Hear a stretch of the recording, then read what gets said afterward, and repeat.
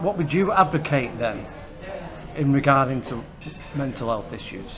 I would advocate the simplest and most impossible of all remedies for lack of freedom, and that is the abolition of restraints, what I call the abolition of psychiatric slavery.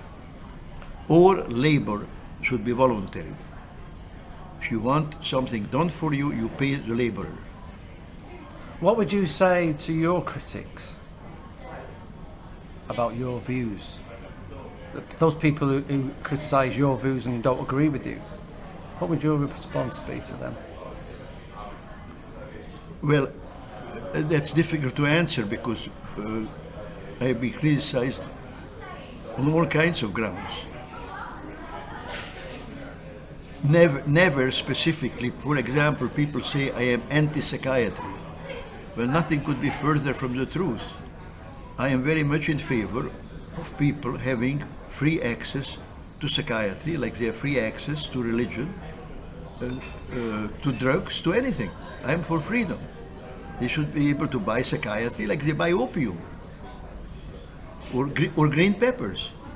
How would you respond to somebody who would say to you, would completely ignore your thoughts and your suggestions and say you are just an advocate? You are just somebody who's fighting against something that they consider to be true. Well, of course, they have every right to do that. Maybe they are right. I don't think so. And why would you say they're wrong then? Well, that's a long story. Beginning with, first of all, I don't think people who are innocent of crime should not be locked up, incarcerated, under any quasi-medical guise in a free society. That's why I compare it to slavery, or to Nazism, or communism. If you're a free person, you should be able to move to the border between Russia and Poland or wherever, and cross the border without being shot.